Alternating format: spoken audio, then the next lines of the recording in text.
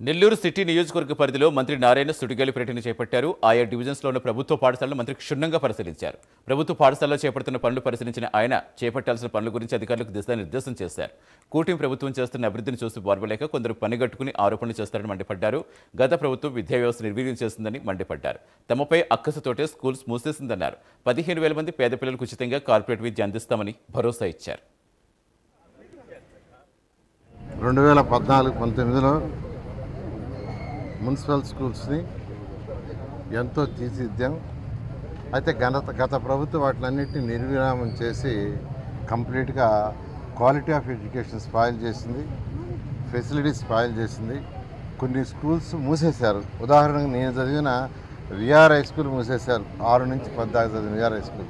అదేవిధంగా 1వ తరగతి నుంచి 5వ తరగతి చదివిన ఓరిగంట రుక్కిణమ్మ స్కూలు అర్నాథపురంలో అది మూసేశారు. దానికైతే నేను ఉద్యోగంలో చేరంగానే 25 లక్షలు డొనేషన్ ఇచ్చి చక్కటి బిల్డింగ్ కట్టించాను. దాన్ని మూసేశారు. అంటే వాళ్ళకి మూసేయటమే తెలుసు కానీ స్కూల్స్ పిల్లలు మంచి చదివిస్తామని తెలియదు. అయితే ఈ ప్రభుత్వం రాగానే ఆ విఆర్ హై స్కూల్ ఓపెన్ చేస్తానని చెప్పాను. అన్న ప్రకారమే మాట ప్రకారం మా పిల్లలు తర్వాత ఎన్సీసీ వాడు కలిసి ఒక దాదాపు 15 కోట్ల రూపాయలు ఖర్చు పెట్టి దాన్ని నెంబర్ 1 ఇంటర్నేషనల్ స్కూల్లో తయారు చేశారు.